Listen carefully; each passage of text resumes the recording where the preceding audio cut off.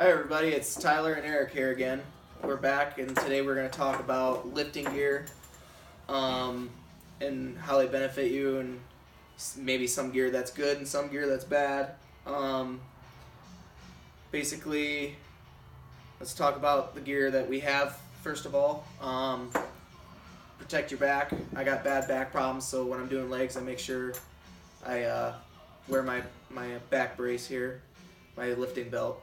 I have herniated disc from deadlifting, so this helps out a lot, especially when I'm going heavy. Wrist wraps, broke my wrist twice, so it's good for me to have a wrist wrap. And there's clicking in my wrist when I don't lift with them, so if I lift with, especially when I'm lifting heavy, I wear my wrist wrap, and if I'm wearing one, I might as well wear two. And then I like my Converse shoes. I like these because they're flat-footed. These are specifically only for the gym, so that's what I like, and that's what I use. So, what do you got? Okay, I got some of the same stuff. Wrist wraps was the first thing I ever started using, and I actually didn't use them right away because I didn't really know what the purpose was until my wrist started hurting. And then I bought just a cheap pair from Walmart, and that's still what I use. I think they're like $7 or something. And within a few days, the pain in my wrist ran away. And they are necessary because anytime you're putting a lot of weight, just right, because that's a very small joint, and there's no muscle tissue around it to protect it, so you do have to protect it when you're moving heavier weight than what your body's used to.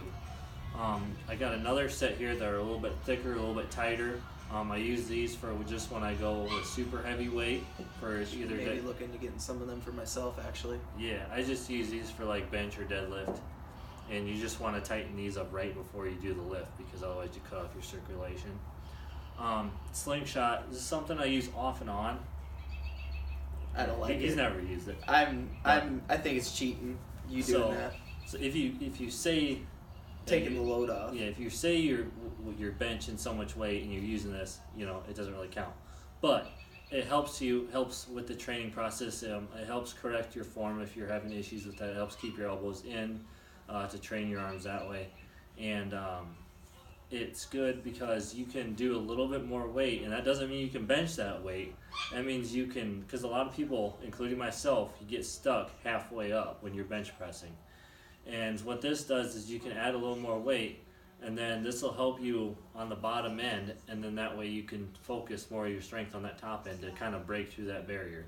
So I don't use it all the time, but when I feel like I'm getting stuck in a rut, then I'll bust this out. If you're a fuckhead that says you could bench 400 pounds, but you're only be able to bench 400 pounds with this, right, you're a loser. Same with the shirt. The shirt can give you a little more, but I've never even used that. But this will just help. I only do it for like my last set or something. If you say you can do it, make sure you say you did it with right a shirt. Don't be a cock. Yeah, I bench 400 pounds, 450 pounds easy, 10 reps.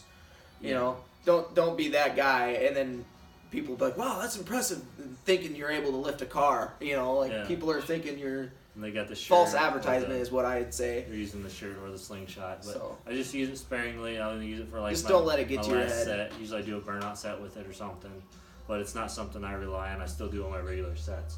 Also, the belt. This is good for anybody. You don't even have to lift heavy. And what this does is, a lot of people think it straightens out your back. It does not. You still have to put forth your own effort to keep your body straight. What this does is, by putting this on super tight, not around your waist, but around your stomach area, it gives your stomach something to push against. And when you breathe in, your stomach pushes up against that belt, and then it also expands backwards and it stabilizes your spine. So it helps keep your spine nice and tight, so that way you don't screw anything up when you're doing like a deadlift. That's the only thing I use it for. People use it for squats too. I don't really squat anymore, or deadlift, I guess. But some people use it for benching as well. I've never done that myself. But it's good for any time you're moving more weight than what you're used to, and you need to keep your body straight. Like I said, this does not do that for you, but it helps you stabilize your spine while you're doing that to prevent injury. And the Converse here, I never discovered them right away until I went to a powerlifting meet that he was doing. And I noticed everybody was wearing them, and I didn't understand why. And so I looked it up when I got home, And the reason everybody wears Converse is because they're flat-footed, and it's like there's any cushion, you'll notice if you've done it before. If you're trying to like deadlift or squat and you got tennis shoes on where there's a little bit of movement, it doesn't sound like much, but you notice it when you're lifting, and it can mess with your whole process. So these are flat-footed. Because I mean, some people will go barefoot or just their socks, but most gyms don't allow that, and it's also unsafe if you drop a weight or something on you. So the Converse is like the number one choice for all lifters, and they're cheap too, and they look cool. So Oh yeah, badass. It's a win-win-win for Make that. me feel like a badass when I'm lifting, especially with the Punishers on there. Mm-hmm. You want to mention like what brands these are? Just I guess this is obviously just called Slingshot. You get it from howmuchyoubench.net. At the time I bought this, it wasn't available anywhere else. So just go directly from their website. Manimal represent. Mm-hmm. Let's see. So, These are just the Gold's Gym ones from Walmart. These are Elite FTS, which stands for Elite Fitness. Comes from I have no idea what this is. My wraps. America. My belt. That's what it is. My belt is also Elite Fitness. And then the Converse, obviously everybody knows those. Yeah. One thing I'd like to mention too is lifting gloves. If you're a woman or if you're a guy that wants to keep your hands soft, that's the only reason why you should wear lifting gloves. I made the mistake of lifting with lifting gloves my junior year, my senior year, and my freshman year of college. I was starting to wear the shit out of them. Like there was holes and they just fell off my hands basically. And then what I noticed then was that my muscles were strong enough to lift the weight, but my hands were not strong enough to lift the weight. So I was losing strength in my hands, and if that's where all your power is, people take for granted the strength in your hands. But you lose the strength in your hands, you can't do anything else. So, I mean, it was really hard for me to get my hands caught up with the rest of my body after that happened. I'd suggest never lift with gloves if you're a man and you're into lifting with, like, they're just bitch mittens anyways. So, I mean... Yeah, your grip strength is very, very important. I see a lot of people using the gloves or straps. And I will say, I use straps. I could see you using straps, so yeah. you just don't drop the weight. The only thing I use straps for is when I'm doing shoulder shrugs with the barbell. Mm-hmm. Other than that, as far as deadlifts go, I don't use straps. A lot of people will move heavy weight with straps, and then they try without it, and they don't do it. That's where you get there's no grip strength whatsoever.